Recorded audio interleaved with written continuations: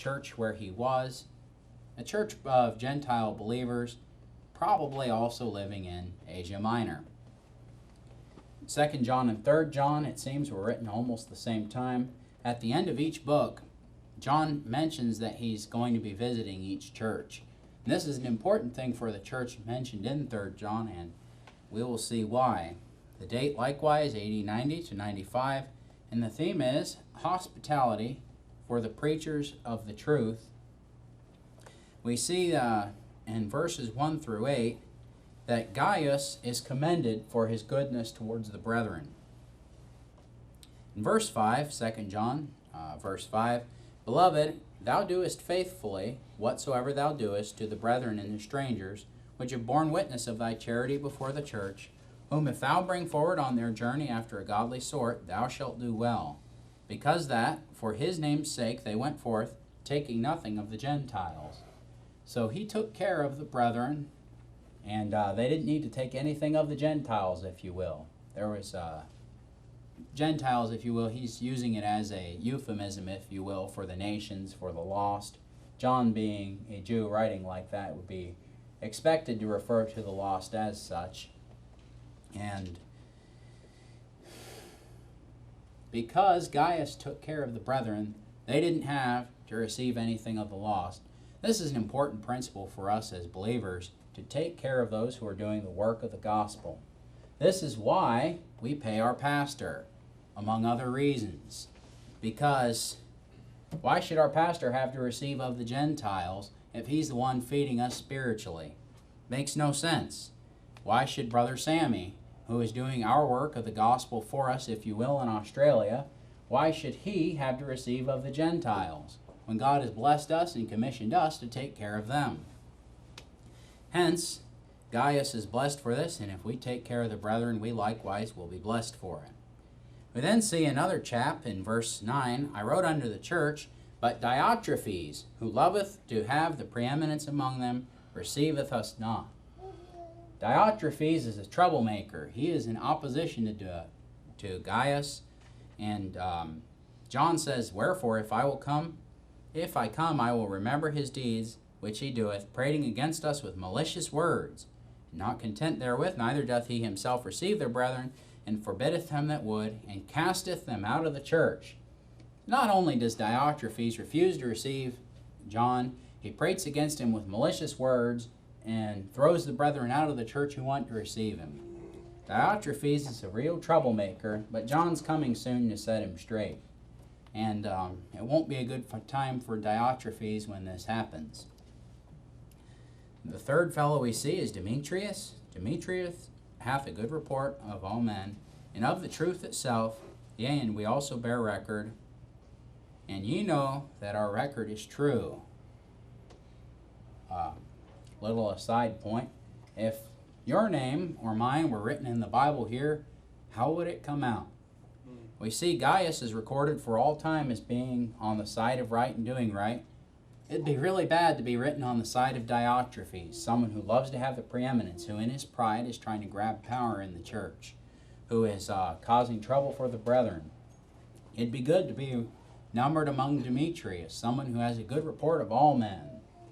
And we see the point of this book is we as believers are supposed to have hospitality for, supposed to take care of those who are doing the work of the gospel. Let's jump down to the book of Jude now for sake of time. The book of Jude, the author is Jude, the brother of Jesus. And we see in verse 1, Jude, the servant of Jesus Christ and brother of James, to them that are sanctified by God the Father, and preserved in Jesus Christ, and called. The author calls himself a servant of Jesus Christ and a brother of James. James, the author of the book of James, and James, also the brother of our Lord. So this is the Judas, as I believe he's called, who's mentioned back in the Gospels. Talks about James and Judas and Joseph, the brethren of our Lord. Well, this is one of them. Back in the Gospels, he was an unbeliever and didn't believe in Jesus, and he was one of those of Jesus' brethren who Jesus, when told his mother and brethren without, Jesus said, "Who are my mother and brethren?" And he says, "They that do the will of God are my mothers and sisters and brethren." Jude, in his humility here, mentions himself as just a servant of Jesus Christ. The fact that he mentions himself as the brother of James identifies positively who he is. And again, for issues of canonicity, it's important to know who wrote this book. And some people like to say, and this is kind of a new trend, to say that this book maybe doesn't belong in the New Testament.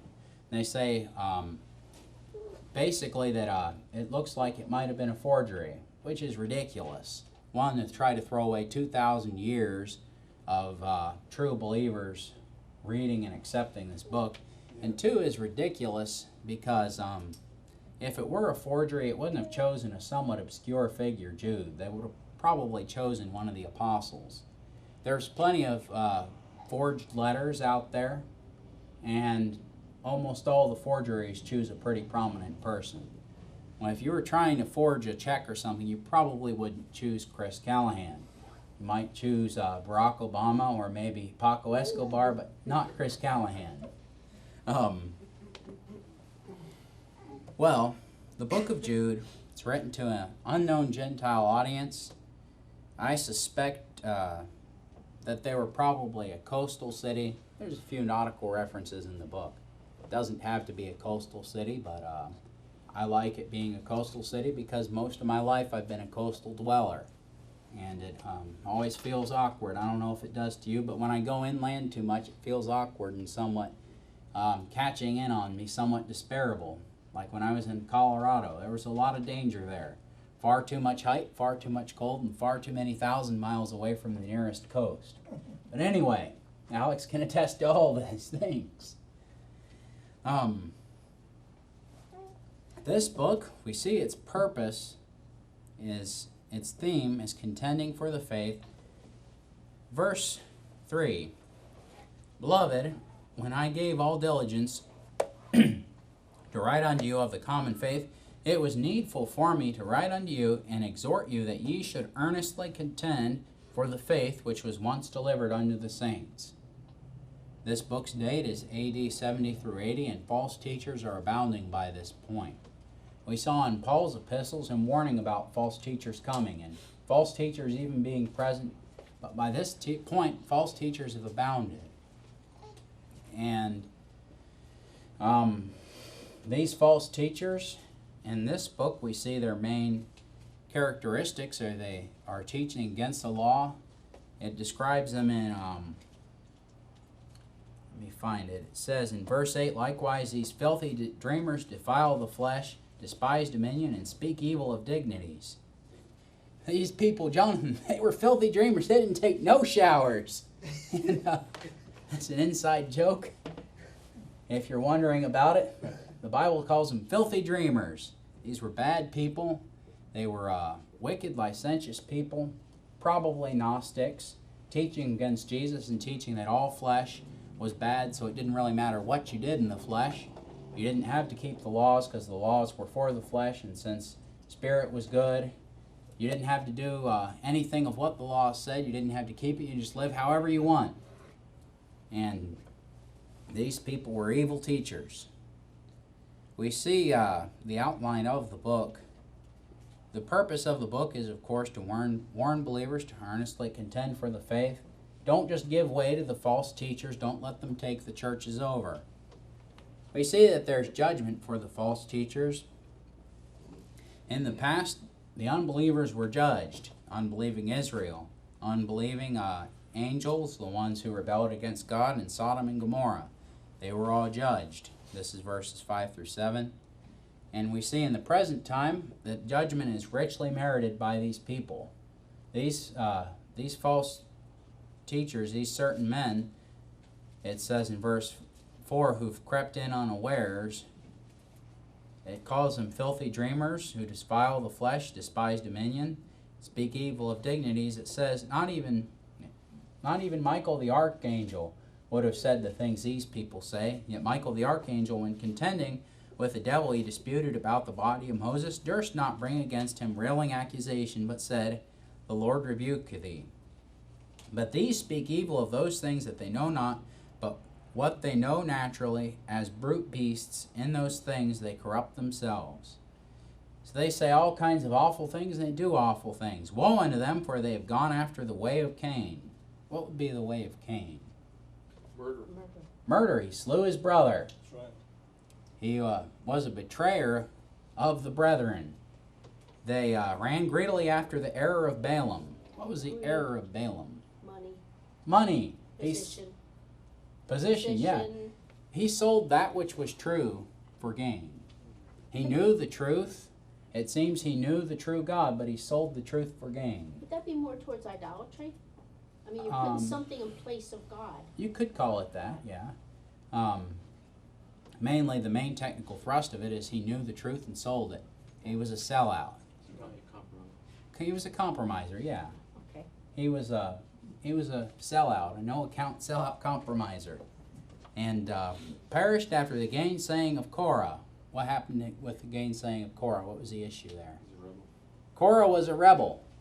Korah didn't appreciate Moses' leadership, didn't think Moses was doing a very good job wandering about in the wilderness, and so figured, well, we're all as holy as Moses is.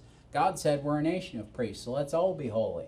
Let's all offer incense. And God's response was to open the earth up, swallow Korah and his company, and to burn the 250 priests with their incense. And so Cain was marked with the mark of Cain and became the father of an evil race, all of whom perished in the flood. Balaam was killed when Israel killed all the people who were busy afflicting them of the Ishmaelites and Midianites. And Korah was swallowed up in the earth. That's right. We see that these people, describes in verse 12, they're spots in your feast of charity, feeding themselves without fear, clouds without water, carried about of the winds, trees whose fruit withereth without fruit, twice dead, plucked up by the roots, raging waves of the sea, foaming about in their own shame, wandering stars, to whom is reserved the blackness of darkness forever. Yes? The word spot, I believe, if I remember when I looked at Strong's Concordance, is stone. It's like something hard in your feast of charity. Yeah. Imagine yourself biting on a hamburger of charity and coming on a stone. It'd be a bad time. These people, they're very, very bad. What's a wandering star? Devil. Halley's Comet. A demon. No. What's a wandering star? If you were a Roman of the time and you're an astronomer, you were making charts of stars, what would one of these wandering stars be? Comet. You're looking up at the night sky and the star keeps changing positions A comet. in relation to the other Satellite. stars. You got no consistency. Mercury. Yes, a Venus, planet. A wandering star is a planet. What if you're a navigator trying to navigate by a wandering star? You're going to end up lost. When you follow the teachings of a false teacher, you will end up confused. You will end up in despair.